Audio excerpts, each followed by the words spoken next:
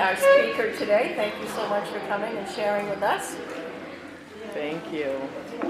Hi everybody, I'm Gina, I'm an alcoholic. I've been through the process with the help of a Big Book Step Study sponsor, loving God, meetings like this, very patient, loving God and sponsor, people like you.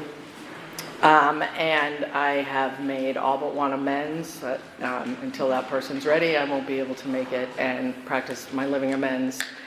And 10, 11, and 12 on a daily basis to the best of my ability. Thank you, Kathy, for asking me to speak on such a easy topic. I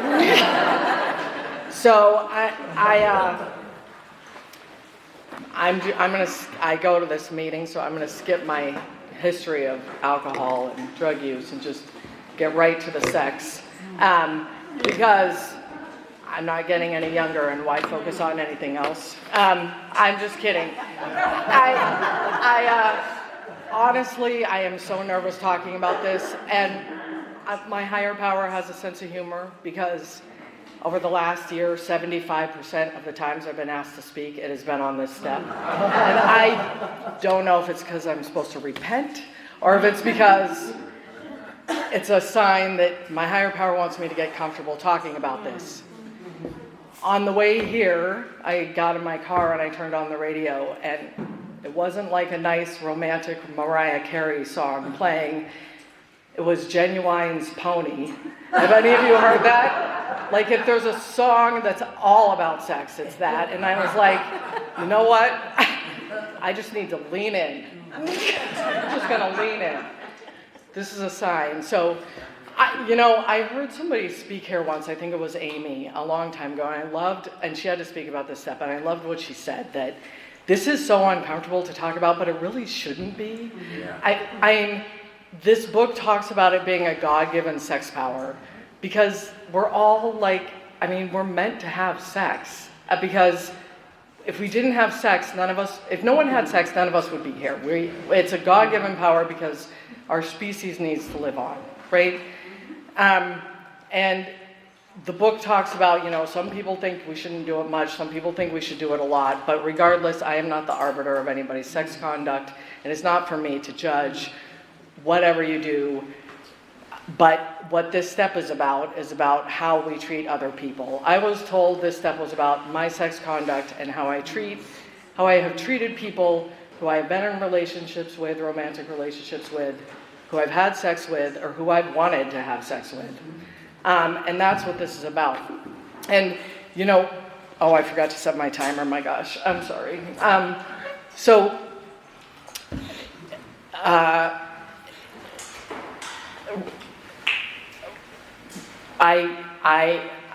It is a God-given power. It is a basic human need in many ways.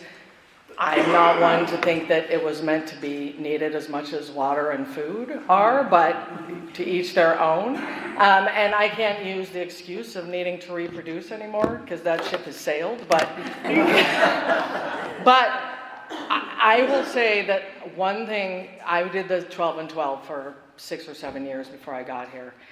And the things that I have recognized that Big Book Step Study, that really separates Big Book Step Study from that, is the fears list, which I never thought about before, ever, and the sex conduct. And I am so grateful that this is here, because the reality is, as I've learned through this work, that I'm not really sure what came first for me, the relationship and sex problems or the drug and alcohol problems. They're so interconnected. And I was experimenting with alcohol before I was having sex, but my relationship history and my sexual history catapulted my addiction in all kinds of directions throughout my life.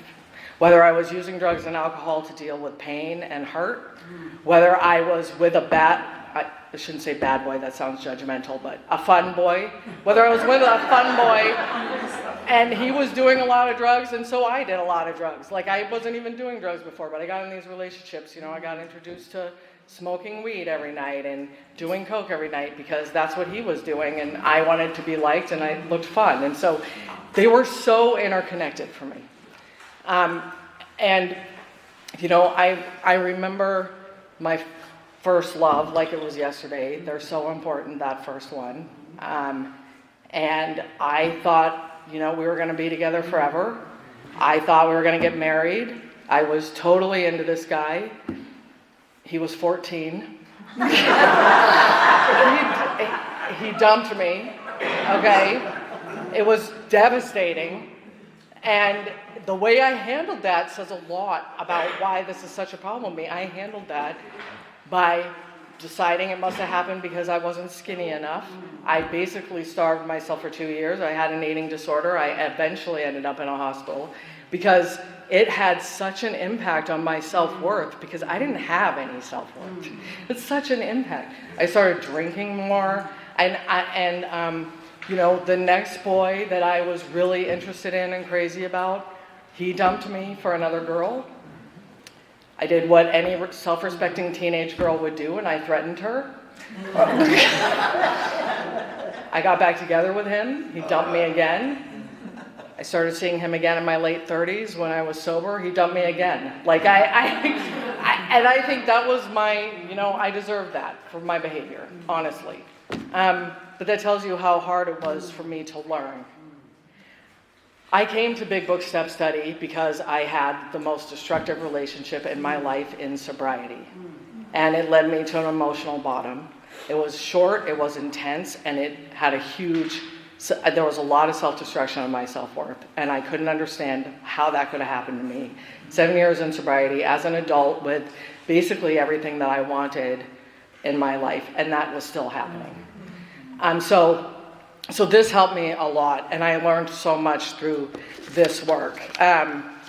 So I'm not sure where to start. What I learned is my sex conduct was so different depending on when I was partying, my age, my mental state, when I was sober, when I was adult, and what I wanted. It was so different. But there were a few patterns that came out in this work. One thing that I've learned is my entire sex and relationship conduct has been about managing fear. And I'll get into the questions and the inventory that the book had me do, but fears came first, and I wrote about my fears first. It was all about managing fear. The biggest fear, which is still my biggest fear today, to be honest, was hurting somebody else. That was my biggest fear. The reason that was my fear is because I knew how it felt, and I was so devastated. And so how I tried to manage that was that I would not get involved with guys that I thought were really good guys that I might have to break up with and hurt. Or people pleasing. So I would be asked out, suddenly I'd be in a relationship. I didn't want to be in a relationship, but I did it to be people pleasing. There wasn't a lot of one night stands with me. It always ended up in relationships. I don't know why people pleasing was part of that. I'd suddenly be in a relationship. It was so uncomfortable for me, even if I felt like I didn't belong in this relationship. It was so uncomfortable for me to break up with somebody. It was the most uncomfortable thing because I didn't want to hurt anybody. But what I've learned from this work is that is not honest. That is holding another person hostage. I was holding myself hostage. I was faithful and was, a good girlfriend in other ways, but it's really not, it's a terrible thing to do, all right, the way that I manage that fear. And I really try not to do that today. The other fear, which is almost just as bad, is the fear of getting hurt, because I don't deal with that kind of pain well.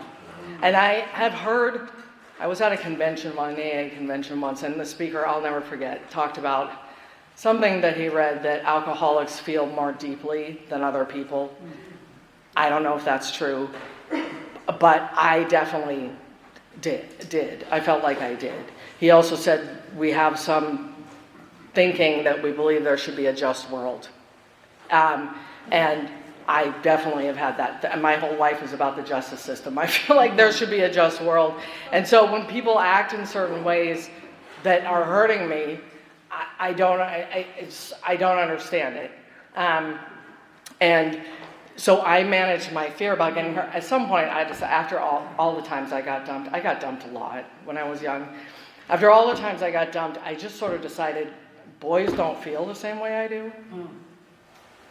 And so I need to figure out how to like enjoy the company of men, because I still liked men, without getting hurt.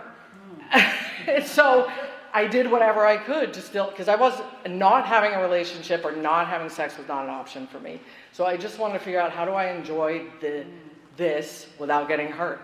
And that could be, I was going to drink my way through any pain. It could be when I got the first hint that they weren't into me, I was going to go on to the next guy. It could be, I was not going to get in a relationship, I was going to see several people at once. It could be, I'm going to date fun boys because I know they're going to hurt me, I know they're going to cheat, and that gives me a sense of control. And so then I'm not going to be surprised. So whatever I could do to not get hurt, I did. The problem is that I learned that I don't have control over my emotions. I thought I had control over my emotions. My biggest defense mechanism is intellectualizing. I would intellectualize any relationship. I would try to figure it out. If it didn't work with this guy, maybe it's because he was, something was wrong with him, so I'm going to go to the opposite next time.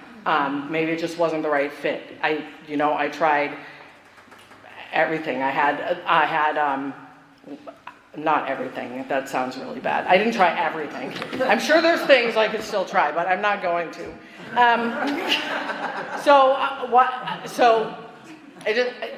I knew I didn't want to be married because that was another fear. I was afraid I was going to fall in love with somebody and give up my career. And I had a goal of having a career. My mother gave up her career for my dad. I was not going to let that happen to me. And so I had this long stretch where I was just single and wanted to enjoy people, but I didn't have control over my emotions. And sometimes I still fell in love and I still got hurt. And I dealt with that by drinking, doing coke, whatever. The last fear that I had was the fear of being cheated on. Because I'd been cheated on by somebody who I was in love with. Our parents sort of model some of the behaviors that we see in relationships. My dad cheated on my mom. I'm the one that discovered that. I was a teenage girl. It was a pivotal time in my life where I was developing my impressions of men. And then I got cheated on, and then I sort of just, I got to figure out how to not get cheated on. Whatever I can do to not get cheated on. Have as much sex with a guy as possible. That does not stop somebody from cheating. It doesn't. Be the best girlfriend I can be. That does not stop somebody from cheating. Go out with a fun guy who I know is going to cheat, so I don't need to worry about it anyway. Whatever I could do to manage that. So it was all about fear management. It was not about thinking about other people and how they felt. That was never part of it. I thought I was, by people pleasing and trying to be the best, whatever they needed me to be, but that was not thinking about them, that was thinking about me. So the book says to write an inventory of everybody that, been in a relationship with, had sex with, or flirted with, thought about having sex with. And then we're supposed to answer 9 questions, and I can never find them when I need to because I'm still shaking, wherever they are. Where have we been selfish? This was really hard to take this look at myself. Why had I been selfish? Again, that depended on my developmental stage. So I just wanted sex. I wanted attention. I wanted to get over somebody else. I wanted revenge. There was the boyfriend that cheated on me. I got revenge by sleeping with his best friend, which is horrible. But there was also times in my life I wanted a relationship. When I suddenly turned 30, I thought, okay, now I'm going to have a relationship and get married. I had no relationship skills whatsoever. And I was an alcoholic and a drug addict. So that was not going to happen. But sometimes the selfishness was just, I wanted to be loved back. I wanted this relationship to work. And it's hard for me to see that as selfish. To me, that seems human. So my sponsor told me, think about it as what is it that I wanted, not where was I selfish. So it's not always selfish.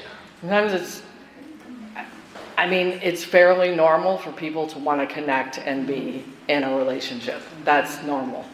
Sex is normal. These things are normal. It's just that in my life, they were very, unfortunately, distorted. Where was I dishonest? That's the second question. This was a hard one for me too, because I was never a big liar. I was never a good liar anyway. Lying was not a big thing. I was not much of a cheater. There were a couple times when I was partying, I did cheat. That was not a big part of my story. Where I was dishonest was people pleasing is dishonest. And I had to take a real look at that. Like that's not being truthful, and that's actually, I thought it was the right thing to do, but it's actually hurting other people. I was in a relationship for 3 years, from age 20 to 23, with a really good guy who I liked as a person, but I knew it wasn't going to go anywhere, and I didn't want to break up because I was scared of hurting him. And that was the absolute wrong thing to do. So people pleasing can be really devastating. Another place I wasn't honest is I didn't know how to express my needs. I didn't know how to express like what I was feeling. I didn't even know what I was feeling. I just spent so many years like using drugs and alcohol, just my intellect to tell myself how I'm feeling. I didn't even know. When I got sober, when I got to this, it took me, I don't think I really knew what I was feeling until I was 40. Honestly. To really be able to sit and be present and pay attention to what I'm feeling with another person and be able to express that is not an easy thing to do for an alcoholic. But I have good friends who are non-alcoholics who I feel like knew how to do that when they were 10. So there is definitely something different about me. Like I mean, not everybody is like this. That from what I've seen. So let's just honest. Inconsiderate. Where was I inconsiderate?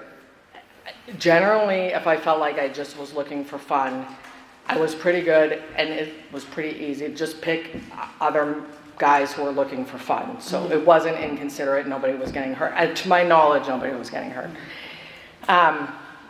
When you're in your 20s, it's not hard to find a guy in his 20s who just wants to have fun. At least not in Alaska, where the ratio is 3 men to every 1 woman. They're not all great, but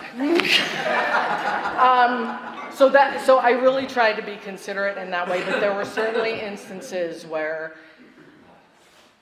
There were a time in my life where I throughout my 20s, where I would say my self-worth was somewhat wrapped up in whether men are interested in me or not.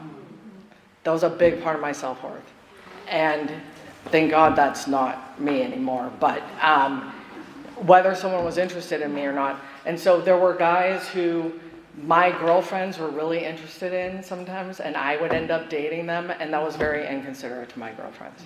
And to do. And I wasn't one to sleep with guys who were already in a relationship or already married, but I still did that to my girlfriends, and that was very inconsiderate. So that was mostly where those things came from. The other place I was inconsiderate is I didn't know how to express my needs or what I wanted, but I expected the guy I was involved with to be able to do that. Like, I couldn't do it, but I thought he should be able to do it. And what the hell's the matter with him that he didn't tell me that he didn't want to be together anymore? Right? But I wasn't behaving any better. And that's very inconsiderate. So, did I unjustifiably arouse jealousy? I don't remember any instances where I was unjustifiably trying to arouse jealousy. Suspicion, no, that also wasn't something that I was doing. Bitterness, once when I had that revenge on my boyfriend. What should I have done instead? Most often what came up is I should have left him alone. I should have left him alone. Or I should have expressed my needs. Or I should have been honest. Or I should have been in touch with how I was feeling. Or I just should have left him alone. But there were other situations where I don't know what I could have done differently. I did everything that I knew I could do. I went to God, I went to tools in sobriety, and I still got hurt. In fact, and I don't mean to say this this is not a negative thing, because there's a positive at the end of this. a year into the process, after I'd been through the whole process, I got involved with somebody for the longest relationship I'd had, 7 years, and lived together and everything. And I was very much in love with him, and was the best person I could be, had been in a relationship. And I found out for the last 2 years of that relationship, he was in a relationship with somebody else at the same time. And I had absolutely no idea. I was caught completely off guard. I had no idea. That was the most hurtful thing that I have ever been through. In sobriety, in Big Book Step Study, the most hurtful thing I have ever been through. But what was different is I didn't need to relapse, and I had relapsed over men before. I didn't damage my self-worth. I was able to look at that for what it was. I didn't go have revenge sex. I didn't go use other people. And I used my tools, my higher power, my sponsor, my life coach, my women in this program, and got through that. And today I'm at a point where I am no longer angry at him. I've been able to release him and me from that anger and can forgive him. And that is God, because that is not me, and that is this program. So what else have I learned? And I also had a part in that, obviously. I don't know. I had a part in that not working. I should have let him go sooner. I didn't know. Okay? So what have I learned through this? We write our sex ideal and how we want to be. I have like 2 minutes left, so perfect. Write our sex ideal and how we want to be. And I really try to live by this today based on what I've learned from my sex inventory. So being as authentic and as honest as I can. Trying to be mindful of when I'm people pleasing, and sometimes I still do it because I really have to think through and get in touch with my emotions and talk to my sponsor to know, because sometimes I'm not that good at knowing that that's what I'm doing. So being honest, honesty and communication is the most important part of any relationship. And I'm not going to twist myself into a pretzel to be somebody that I'm not. Again, I do want to be the best that I can be, but that doesn't mean being somebody completely different from who I am. I try to listen to and express my emotions rather than and be heartfelt. I can't do that all the time either, because my defense mechanism is to intellectualize, which doesn't mean I'm smart. I actually can be quite dumb about that sometimes. It's not always the smartest thing to do, but I have to figure out like some linear analytical thinking about how to solve this problem, which I have learned. So God gives me what we need. I keep getting the lesson until I learn. I have never been anger was not in my household. I've never been somebody who's explosively angry. I have ended up in 3 relationships with angry men, not knowing how to deal with that at all, and doing it wrong every time until the last time. They don't like it. Someone doesn't like it when they're getting really angry and you try to be really rational with them. I learned the hard way. Like, that just pisses people off more. So it is not the way. I thought, I'm just going to rationalize and explain why you're being really silly right now. It's not going to work. So I have learned people get angry. Sometimes I get angry. I just am not even aware that that's what's happening, and you need to walk away and pause and let that calm down. The last thing that I've really learned, and I try to be very aware of, I have no control over other people's behavior. I have no control over whether I get cheated on or not. I have no control over whether I get left. And I have no control over whether I fall in love with the person I'm supposed to. And I have to accept those things. And that's not going to prevent me from never getting in a relationship again, because those are realistic fears. That's life. And hopefully, I can just lean into that and deal with it when it comes. But I don't have control. Every time you get in a relationship, you're taking a risk. Okay? And recognizing what people are and are not capable of. That was a hard one for me, because I thought nobody should be angry. Nobody should act ridiculous. Nobody should cheat. Nobody should do these things. Recognizing what someone is and is not capable of. Even from me, myself too. So anyway, thank you guys for letting me talk about this very difficult topic. And I'm looking forward to hearing you all share.